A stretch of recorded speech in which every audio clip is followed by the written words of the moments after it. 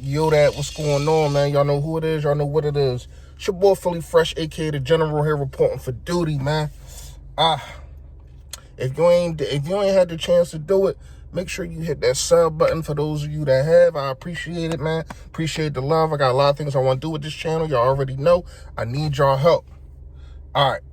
The duty today is, my last couple videos, I've been doing, like, wide receiver versus wide receiver, you know, stuff like that. I want to kind of keep that thing going. And the trend today is going to be Michael Warren versus Elijah Holyfield.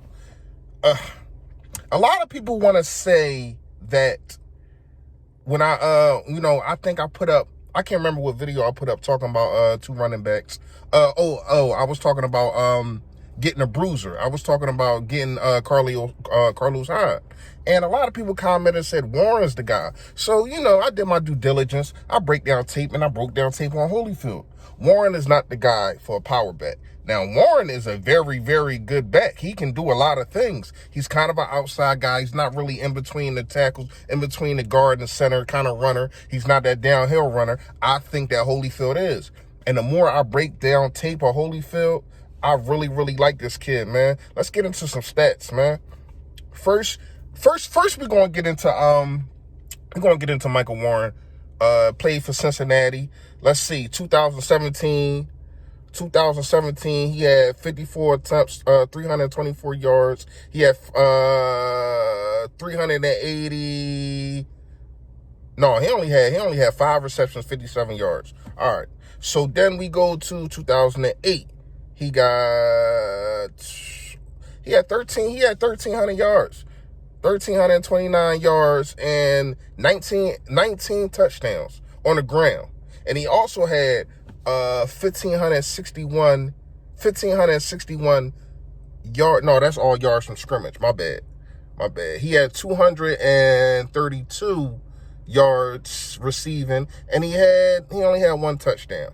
Then his junior year, his last year, he had another 1,000 yards, 1,265 yards, 14 touchdowns, only 150 receiving yards, and 2 touchdowns. So he's not really a receiver where they didn't use him like that in Cincinnati. I'm not really sure the back situation. I don't know if they have multiple backs. I don't follow Cincinnati. If anybody do know, comment below, let me know. But when I break down tape on a guy, he is fast getting to the edge, but he's not really an in-between tackle. Now let's go to the guy that I want at power back if we don't get a Carlos Hyde. Elijah Holyfield. When he played for Georgia. 2016, he only had 29 yards. We ain't gonna really go into stats. That's where I really try to give y'all, when we talk about college, just the last 2 years, because that showed the productivity, and they probably was stapled into that offense or defense more. So let's go to 2017, right? 2017, he had 50 rushes for only 293 yards, but he had he ain't really do nothing until his junior year. Now that I'm looking at it, his junior year, not last year, the year before that, because you know he's been on this team already. He had 159 attempts. He had over 1,000 yards. He had 5 receptions for 40 yards. See, he is not really a guy that's going to come out the backfield and catch passes. Can he do it? I've seen a little bit of him doing it. But the thing that impresses me the most, yeah, he's an in-between the tackle kind of guy, but he hits the edge. He hits them edges and he gets around the tackles kind of fast. He's faster than you think he is. He's faster than he looks, because he's really a big guy. He's really, really a tall guy. I think he's 6'2", real big, real speed, got more speed than you think. I think if we don't get Carlos Hyde, this is the guy to take them reins. Let me know what y'all think in the comments, man. First half of the video done, second half of the video coming up. But first, you already know, a word from my sponsor, man.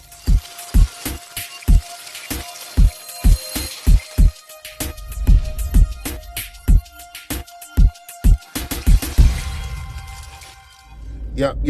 You see it, 108 East Baltimore Pike, BBC Bodybuilders Collision, man. Need a door, need a paint job, touch up, whatever, just some gloss. Whatever you need, man, BBC got you, man. Bodybuilders Collision. Tell them Philly Fresh sent you. Ask for Diddy. Take good care of you. Now, second half of this video, right? I've been listening to WIP all day. Eagles radio station, basically, right? And they basically talking about McNabb. And the more and more I think about it is, how do we feel about McNabb and how the nation or nationally he's looked at is kind of different, right? Because me personally, at first I'm like, no, McNabb's not a Hall of Famer. I don't think he should get in. Now I'm starting to lean towards maybe he should. Because when stats was brought to my attention and when I did some digging myself, it's like, all right, what's the criteria? Is it about the numbers or is it about the championship? Most likely Eli Manning will get in. 2 Super Bowl championships, 2 Super Bowl MVPs, right? But then you look at his career, he's probably going to be the only Hall of Famer with, I want to say, either tied with wins and losses or more losses than wins. But he's going to be in the Hall of Fame. So you got the championship thing there, right? Then you go to, all right, Drew Brees. Drew Brees puts up all these numbers, and I talked about this before when I was talking about Dak the other day, right? He put up all these 5,000-yard numbers. Drew Brees got almost 100,000 yards. But you know his record in the postseason? 8-8. Drew Brees is going to get in the Hall of Fame because of all the numbers, and he won a Super Bowl, right? So we know Donovan has never won a Super Bowl. Been to 5 NFC championships in a row. I think that's an accomplishment. Now, us as Eagles fans, we pissed off. We're mad because why couldn't you get the job done? But then you look at it, what is the receivers that he ever had? And when he did get them receivers, they went to the Super Bowl. Even though even though T.O. had a broken leg, but still balling out, right? So then we look at another guy that didn't win a championship, but is in the Hall of Fame right now.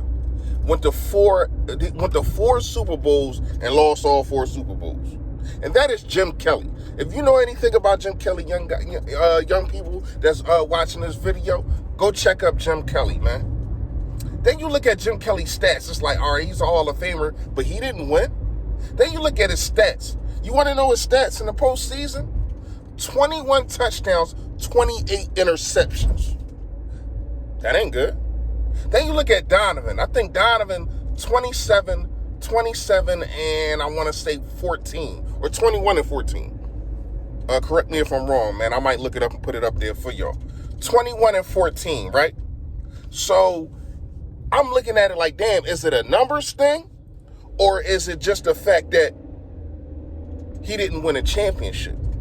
I'm kind of drawing in between the two, but I'm kind of reaching about, I'm thinking that he should be a Hall of Famer, man. And not only that, let's not forget that he changed the conception of black quarterbacks. Just for it being a cultural thing, I think he should get in for that too. Because you got to remember, before he came in, remember, it was black quarterbacks, Warren Moon, even our own Randall Cunningham, dudes like that. But it was always conceived that all black quarterbacks did was run. They run first and pass later. You know, it's still a little bit conceived about that now. But the game has changed, and that's the kind of quarterbacks that people want now. It's so funny how the game has changed. But anyway, back to what I was saying. He showed you that a black quarterback can run and throw the football, man. I think sometimes us as Eagles fans, which we had a right to, judge him on not winning the Super Bowl. But I don't think the Hall of Fame can do the same thing, especially when you letting dudes in that hasn't won a Super Bowl. Let me know what y'all think in the comments about that. Y'all know what it is. Stay Philly, stay fresh, y'all.